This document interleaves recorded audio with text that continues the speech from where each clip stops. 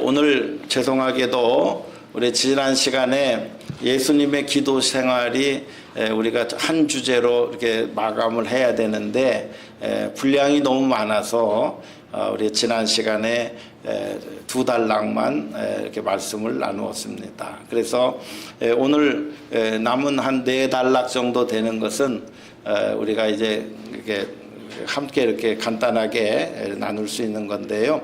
그래서 오늘 우리가 이번 6월 달은 우리 기도에 대해서 말씀을 나누고 있습니다. 예수님의 기도 생활이 두 번째 시간입니다. 그래서 예수님께서는 지난주 제가 말씀을 드렸는데 사명을 공생애를 시작하시기 전에 예수님은 40일 동안 광야에서 기도 생활을 하셨습니다. 저는 여기 베이커스필드 지역이나 서든 캘리포니아 지역을 지날 때마다 우리가 보는 모든 그 자연 환경들이요 성경적인 지리와 똑같습니다. 그래서 넓은 황량한 광야가 있으면 저기는 유대 광야구나 이렇게 여러분들이 생각하시면 됩니다. 그리고 이 캘리포니아 날씨처럼 이제 늦은 비도 있고 이른 비도 있습니다. 그래서 우리 한국에는 주로 여름에 비가 많이 오죠.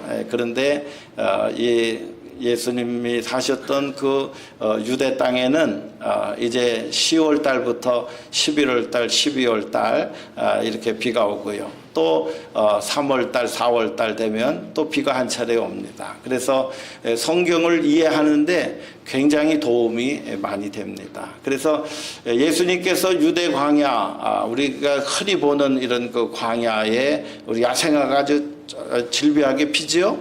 그런데 하여튼 그런 그 광야에 예수님께서 올라가셔서 40일 동안 금식 기도를 하셨습니다.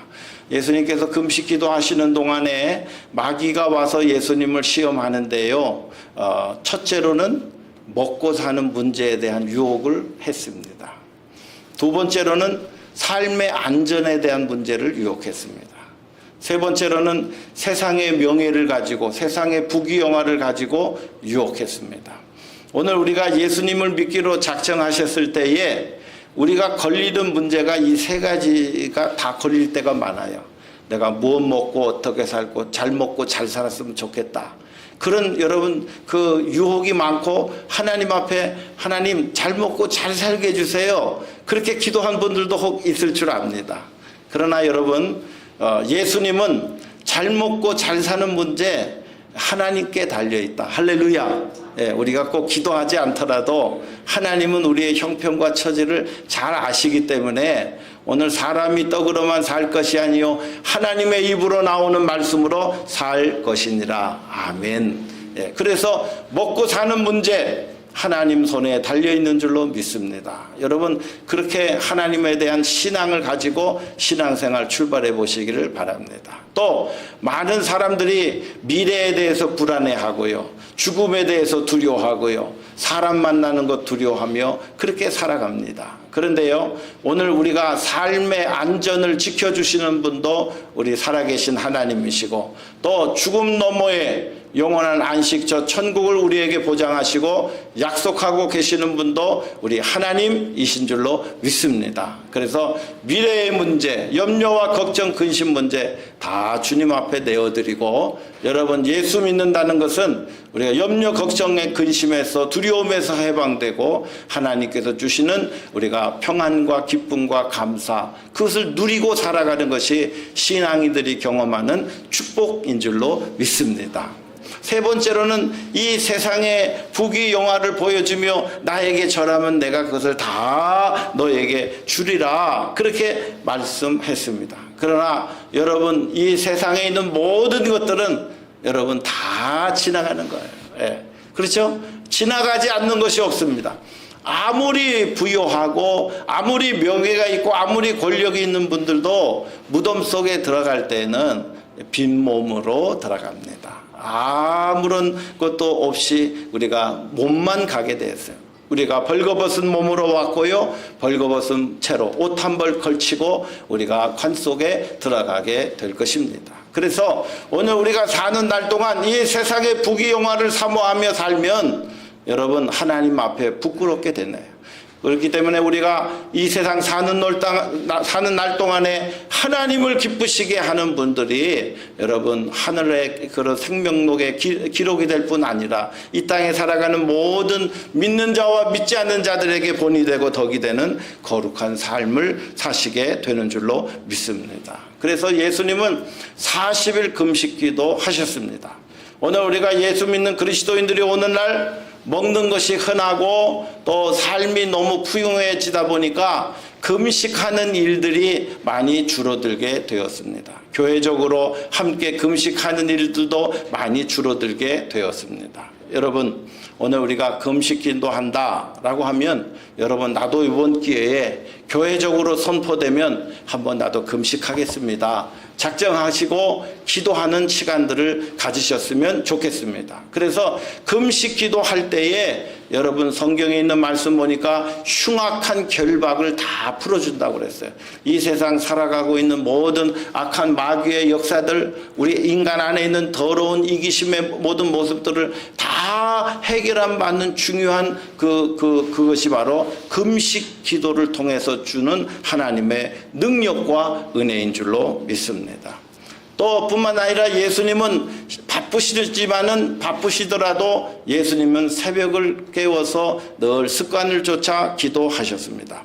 우리 어떤 신부님이 그런 얘기를 하시더라고요. 한국 기독교는 명품 기독교입니다. 왜 명품 기독교입니까? 물어봤더니 한국 교회는 세계에서 찾아볼 수 없는 새벽 기도회가 있는 교회입니다. 그리고 많은 사람들이 큐티하고 있고 그리고 날마다 아침마다 하나님의 말씀을 묵상하고 살아가고 있습니다.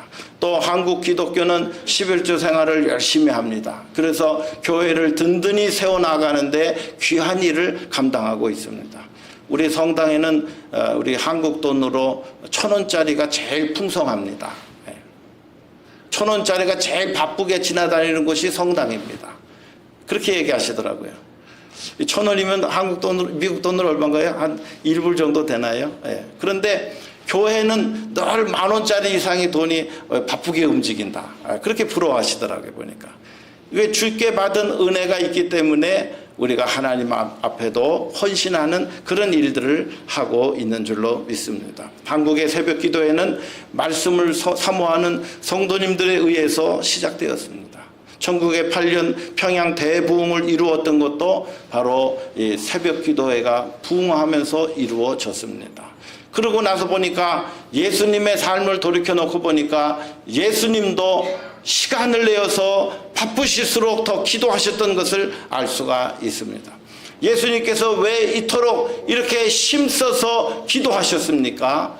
예수님이 사역하시는 모든 사역은 영적 대결, 영적 싸움, 인간이 감히 감당할 수 없는 정말 중요한 일들을 감당하여야 하셨기 때문에 예수님은 정말로 그렇게 힘써 기도하시는 것으로 알 수가 있습니다. 오늘 이제 나머지 예수님의 기도 생활에 대해서 말씀을 드리려고 합니다. 짧게 제목만 말씀을 드리고 간단하게 넘어가려고 합니다. 세 번째로 예수님께서는 뭘 하셨냐면 철야 기도를 하셨어요. 철야 기도. 우리 한국에서 오랫동안 신앙생활 하다가 오신 분들은 철야 기도에 대한 추억이 다 있으실 겁니다.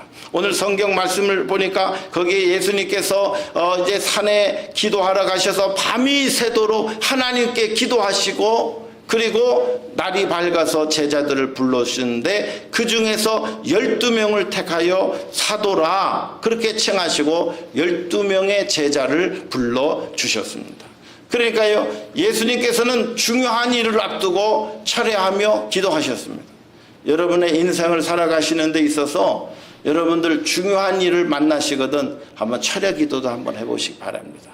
우리가 계획하는 모든 일들 속에 하나님의 돕는 은혜가 있기를 위하여 기도하시기를 바랍니다. 사람을 분별하고 사람을 세우는데도 여러분 많은 기도가 필요합니다. 사람을 잘못 세우면 한 공동체가 금방 무너지기가 쉽습니다. 그러나 좋은 지도자를 세우면 그 지도자 때문에 교회가 더 풍성해지고 교회가 더 아름다워지게 되는 것을 알 수가 있습니다. 사도행전에 있는 말씀 보니까 거기에 이제 사도들이 이제 그 과부들을 구제하는 일들을 도맡아서 하다 보니까요, 헬라파 과부들에게 구제하는 일이 자꾸 소홀해지기 시작했습니다.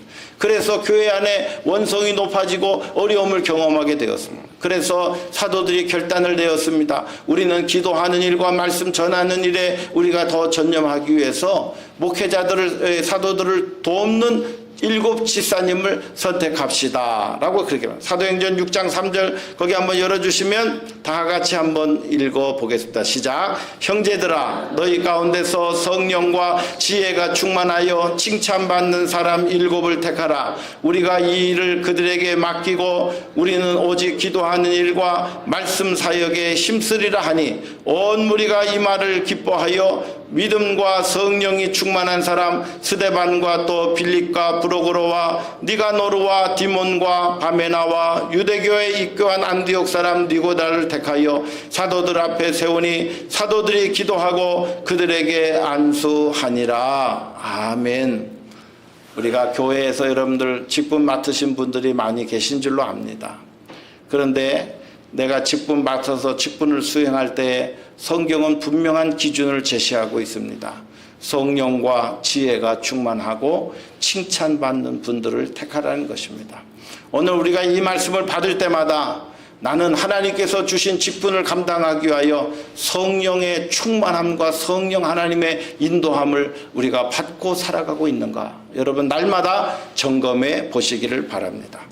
그리고 하나님께서 직분 맡은 분들에게 지혜를 주셨습니다. 지혜를 주신 이유는 무엇이에요? 우리가 교회 안에 어려운 문제들을 해결하라고 직분자들을 선택해 주신 것입니다. 그래서 우리는 그분들을 위하여 기도하고 그분들은 하나님의 지혜를 받아서 교회의 어려운 일들을 잘 해결해 나가도록 그렇게 하신 것입니다. 세 번째로는 우리 사람들에게 칭찬받는 사람입니다.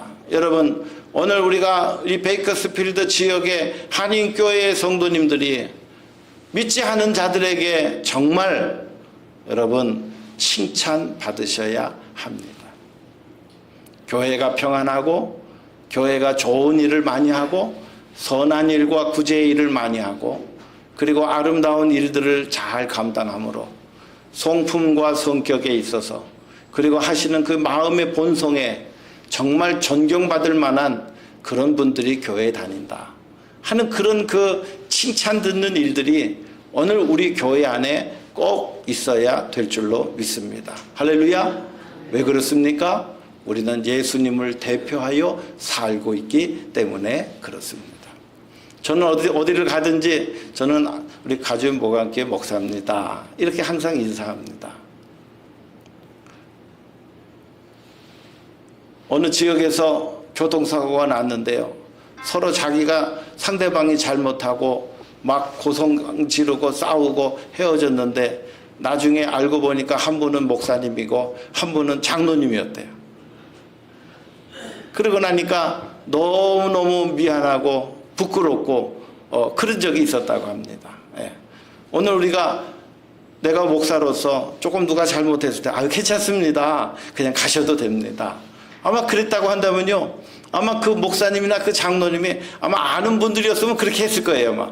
아이고 장로님 실수 괜찮아요. 목사님 실수한 거 괜찮습니다. 하고 넘어갔을 거예요.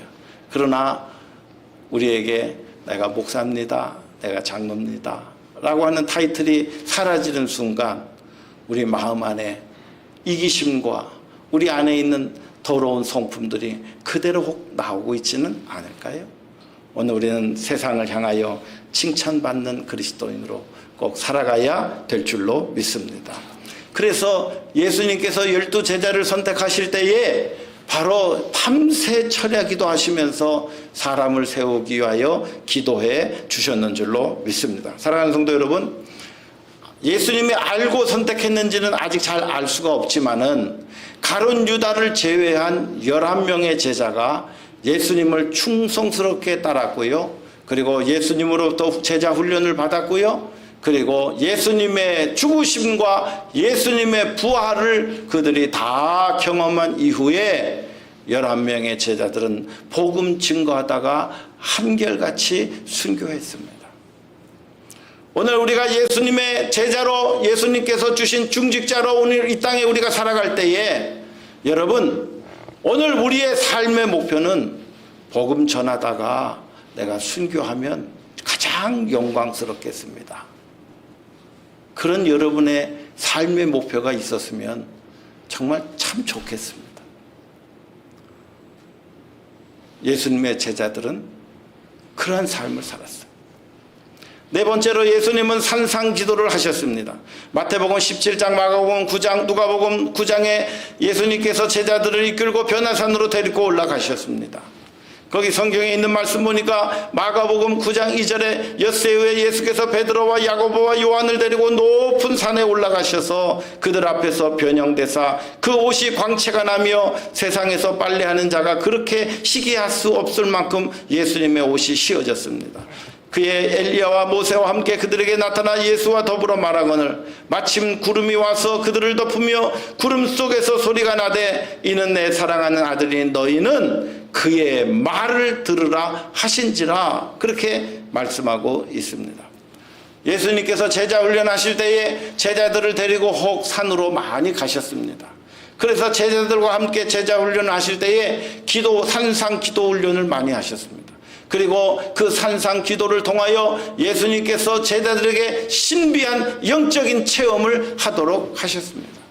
그 신비한 영적 체험이라고 하는 것은 무엇이냐면 내가 지금 따르고 있는 예수님이 어떤 분인가 하는 것을 알려주시기 위함이었습니다. 저는 벌써 옛날 사람이 된 것 같아요. 왜냐하면 한국에서 제가 목회할 때 우리 교회 성도님들 모시고 일주일이면 1년에 한 번 기도원에 꼭 올라가요. 기도원에 올라가서 거기서 은혜 받고 거기서 이제 은사도 체험하고 거기서 또 성령도 체험하고 그렇게 하고 이제 내려오는 그런 일들이 많았어요.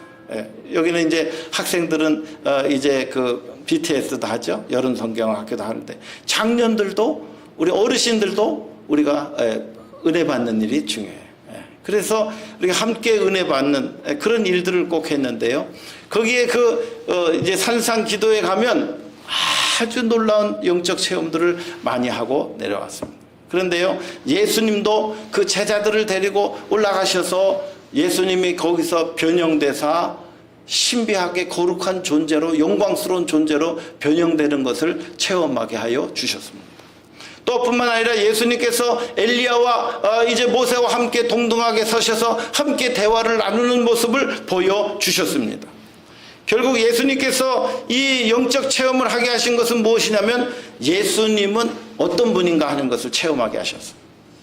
예수님은 영광스러운 분이고, 그리고 이스라엘 민족을 구원한 모세를 능가하시는 분이고, 수많은 기적을 일으키고 바알과 아세라 선지자들을 단칼에 제압했던 엘리야보다 귀한 분이 예수님이라는 사실. 그래서 이 두 민족의 영웅들과 대등하거나 더 귀한 존재를 우리가 지금 모시고 있구나. 그리고 하늘에서 소리가 났습니다. 이는 내 사랑하는 아들이니 그의 말을 들으라 라는 거죠. 예수님이 하나님의 아들 되심을 체험하게 했고 그의 말씀에 순종하도록 그렇게 말씀해 주셨습니다. 사랑하는 성도 여러분, 오늘 우리가 때로는 여러분 산에도 한번 올라가셔서 기도원에도 올라가시고 야산에도 한번 올라가셔서 온 가족이 한번 기도하시는 시간도 한번 가져보시길 바랍니다. 여기서 중요한 것은 나에게는 예수님을 만난 영적 체험이 있는 신앙생활을 하고 있는가 하는 것을 한번 여러분들이 점검해 보시기를 바랍니다. 예수님은 나를 위하여 십자가에 돌아가신 나의 구세주이십니다. 주는 그리스도시요 살아계신 하나님의 아들이십니다. 우리가 그 은혜를 인하여 믿음으로 말미암아 구원을 얻었나니 이것이 우리에게서 난 것이 아니요 하나님의 선물이다. 우리는 정말로 너무나도 귀하신 예수 그리스도의 십자가의 사건을 통하여 죄사함의 은혜를 덧입었습니다. 그 귀하신 예수님을 우리의 구세주로 우리가 믿고 체험하고 우리가 살아가는 그 경험이, 영적 경험이 오늘 우리에게 꼭 필요한 줄로 믿습니다. 다섯 번째로 예수님께서는 심야 기도도 하셨습니다.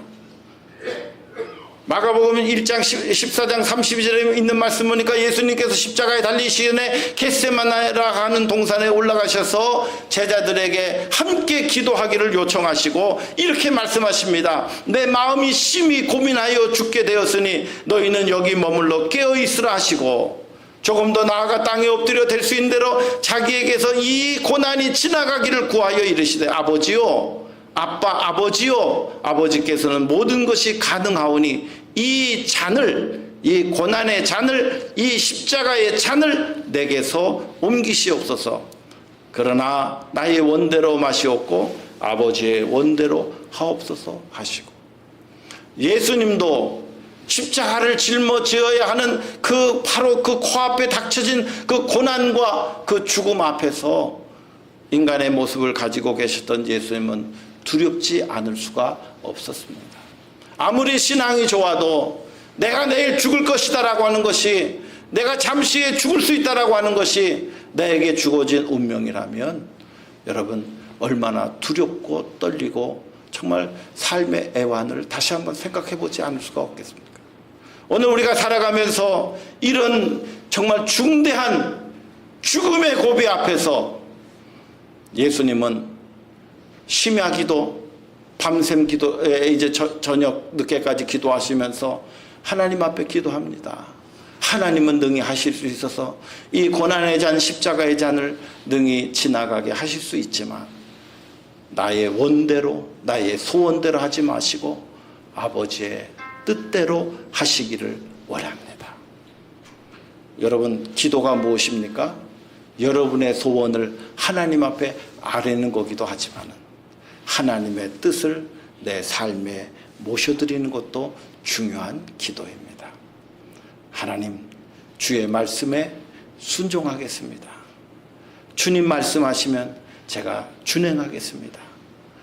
주여, 무슨 명령을 하시든지 제가 순종하겠나이다. 무슨 죄를 깨닫게 하시든지 제가 회개하겠나이다. 무슨 비전을 주시든지 제가 그 비전 굳세게 붙잡겠습니다 라고 하는 모든 주님의 말씀을 내 삶에 모셔드리는 것도 깊은 기도의 시간을 통하여 얻게 되는 일이라고 하는 것이죠. 마지막으로 예수님께서 하신 기도는 십자가상에서 하신 기도입니다. 그것을 십자가상에서 예수님께서 7 말씀하셨는데 그 중에서 첫 번째 하신 말씀과 7번째 하신 말씀이 바로 기도였습니다. 예수님께서 십자가상에 올라가셔서 첫 번째 하신 말씀이 누가복음 23장 34절에 아버지여 저들의 죄를 사하여 주옵소서, 자기들이 하는 것을 알지 못합니다. 자기를 죽이기 위하여 십자가에 못 박는 그 많은 로마 군병들과 그리고 그것에 가담한 모든 유대인들의 죄를 용서하시는 기도를 하셨습니다. 예수님께서 하신 기도는 용서를 위한 기도였습니다. 오늘 예수 믿는 사람들이 다른 사람을 용서할 줄 모르면 십자가의 정신을 깨닫지 못하는 것입니다. 아무리 잘못하고 아무리 내게 화를 가져다 주고 나를 죽일 것 같이 나에게 공격한다 할지라도 여러분, 예수님의 정신을 체험한 사람들은 나를 핍박하는 자를 위하여 기도하고 원수까지도 사랑하겠습니다라고 선포하고 실천하고 순종하고 살아가는 분들인 줄로 믿습니다. 내가 오늘 정말로 용서할 수 있다고 한다면 예수님의 십자가의 정신이 내 안에 실현되는 것인 줄로 믿습니다. 여러분, 힘껏 용서하시고 넉넉히 용서하시고, 내가 용서할 수 없다면 여러분 어떻게 하라고 그랬어요? 하나님께 맡기십시오. 내가 판단하거나 내가 용서하려고 하는 그런 그 오만함에 빠지지 마시기를 바랍니다. 마지막으로 예수님께서 십자가에 돌아가시면서 마지막 7번째 하신 말씀은 누가복음 23장 46절입니다. 아버지요, 내 영혼을 아버지 손에 부탁하나이다. 여러분, 이 말씀은 굉장히 중요한 말씀입니다. 이 말씀 속에서 우리가 깨달아야 될 것은 뭐냐면 인간은 육신에만 가지고 있는 존재고 정신만 가지고 있는 존재가 아니라고 하는 것입니다. 우리 인간은 영적인 존재라고 하는 것이고, 그리고 하나님 앞에서 우리가 우리의 영혼이 잘 보살핌을 받아야 될 존재라고 하는 것이죠. 요한 3서 2절에 있는 말씀 보니까 내 영혼이 잘됨 같이 내가 범사에 잘되고 강건하기를 원하노라. 할렐루야. 우리가 신앙생활 하시면서 가장 중요한 것은 우리의 삶 속에서 내 영혼이 하나님의 은혜 가운데 머물러 있는지를, 내 영혼이 지금 잘되고 있는지를 여러분들을 늘 관리하셔야 합니다. 내 영혼이 하나님과의 관계성 속에서 여러분 불편함이 있거나 장애가 있거나 죄를 해결하지 못해서 하나님 뵙기가 두렵거나 어렵거나 힘들면 영혼이 병들어 있는 거예요. 기도해야 될 시간에 기도하지 못하면 영혼이 병들어 있는 거예요. 예배드려야 될 시간에 예배드리지 못하면 영혼이 병들어 있는 것입니다.